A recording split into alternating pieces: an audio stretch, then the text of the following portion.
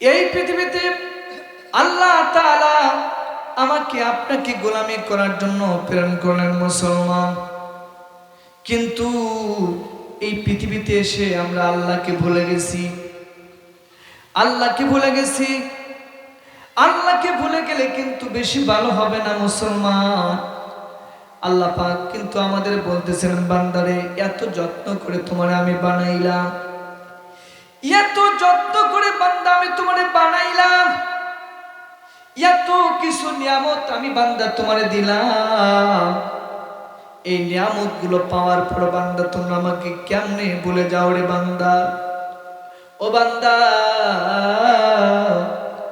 কিয়ামতের ময়দানে যেদিন আসবারে বান্দা, ওই কিয়ামতের দিন আমার মালিক আমার আল্লাহ প্রত্যেকটা নিয়ামত সম্পর্কে প্রশ্ন করবে।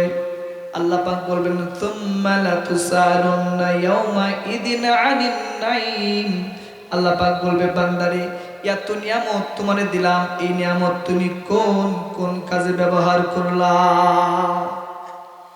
ওই কিয়ামতের ময়দানে আমার আল্লাহ প্রত্যেকটা নিয়ামত সম্পর্কে প্রশ্ন করবে রে বান্দা। ওই দিন কিন্তু জবাব দিতে না পারলে কিন্তু আল্লাহ জান্নাতে যাইতে দিবে না। এত সুন্দর করে আল্লাহ বানাইলেন।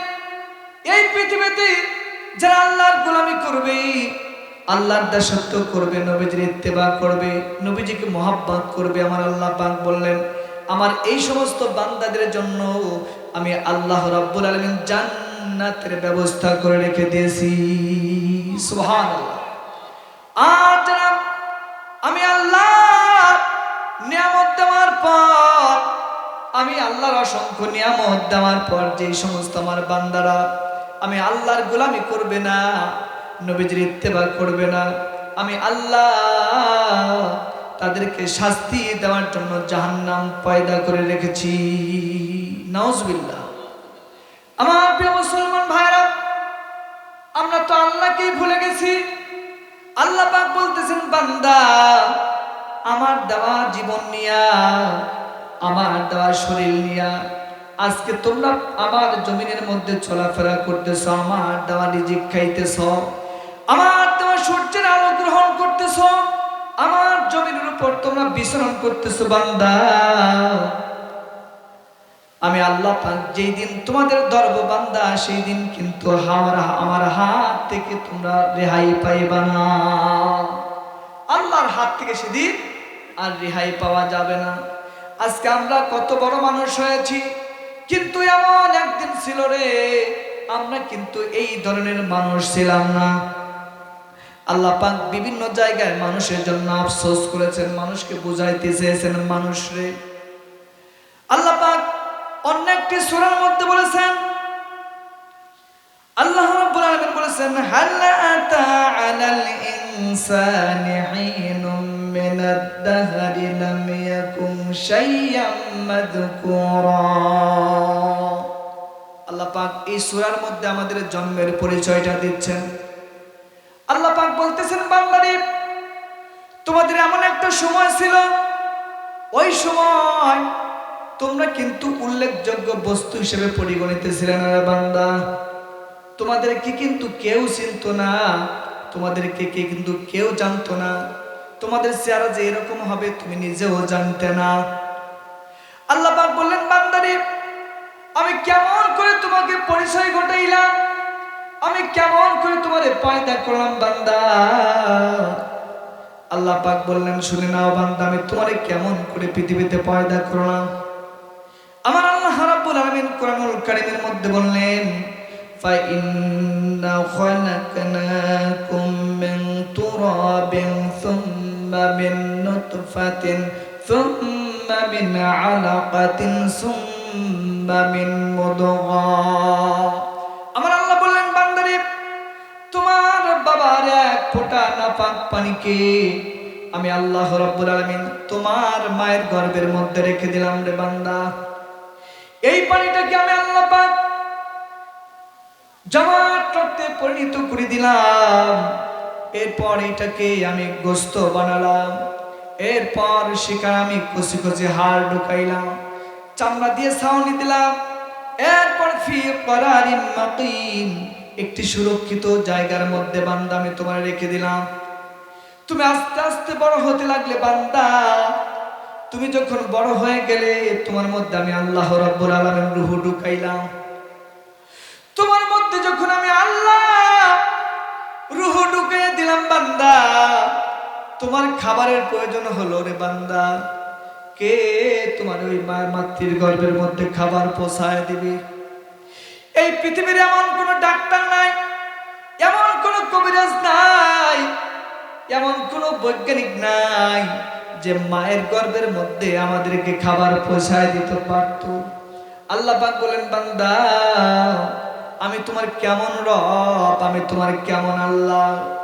আমি তোমার মায়ের মাসিকের রাস্তা বন্ধ করে দিয়ে আমি আল্লাহ ওই তারটা, ওই নারীটা তোমার নারীর মধ্যে, নাভির মধ্যে সেট করে দিলাম রে বান্দা। অল্প অল্প রক্ত দিয়ে, তোমার মায়ের রক্ত দিয়ে তোমার জীবনটা আমি গড়তে লাগলাম রে বান্দা। এইভাবে তোমার আমি বড় করলাম। যখন আমি তোমার পৃথিবীতে নিয়ে আসলাম, আল্লাহ পাক বললেন আল্লাহু আখরাজাকুম মিন বুতুনি উম্মাহাতিকুম লা তা'লামুনা শাইআ। আল্লাহ পাক বললেন যখন তোমার আমি তোমার মাতৃগর্ভের মধ্য থেকে বের করে নিয়ে আসলাম, তোমার কোনো জ্ঞান ছিল না, তোমার কোনো হুঁশ ছিল না বান্দা। তুমি টে টে করে কান্না ছাড়া আর কিছুই করতে পারতে না। আমি তোমারে কেমন করে বাঁচাইলাম, আমি তোমারে কেমন করে খাওয়াইলাম বান্দা। আল্লাহ পাক বলেন বান্দারে, আমি তোমার মায়ের অন্তরের মধ্যে, বুকের মধ্যে এমন একটি মহব্বত তৈরি করে দিলাম রে বান্দা, এমন একটি মহব্বত তৈরি করে দিলাম। তুমি যখন কান্না করতে, তোমার মা হাজারো কাজ করতো, তোমার কান্নার শব্দ যখন তোমার মায়ের কানের মধ্যে পৌঁছায় যেত, তোমার মা শত কাজ রেখে তোমারে খাবার তুলে দিত। সুবহানাল্লাহ। মাগো তোমার মতো লয় না কেহ, আমায় কোলে টানি,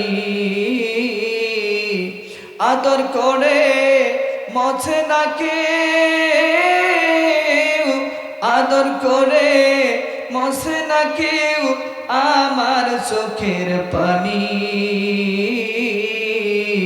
হায়রে মা জননী আমার, হায়রে মা জননী, হায়রে মা জননী আমার, হায়রে মা জননী।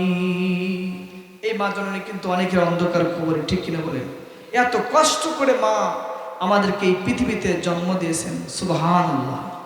আল্লাহর নবী বলেছেন এই মায়ের পায়ের নিচে আমাদের জান্নাত। সুবহানাল্লাহ।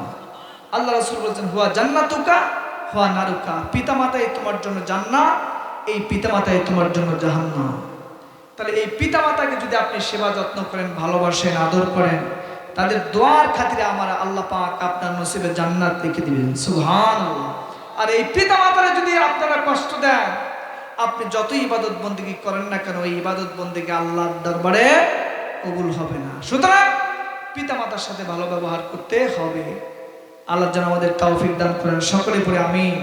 আমার মুসলমান ভাইরা, তো আসলে নবীজির সাহাবা আজমাইন যেভাবে রাসূল সাল্লাল্লাহু আলাইহি ওয়াসাল্লামের কথা শুনতো, আমরা কি সেভাবে শুনি? আল্লাহ রাসূলের কথা কিন্তু সেভাবে শুনি না। নবীজি কোনো কথা বলার সঙ্গে সঙ্গে সাহাবা আজমাইন সে কথাটা সাথে সাথে শুনতেন। সুবহানাল্লাহ।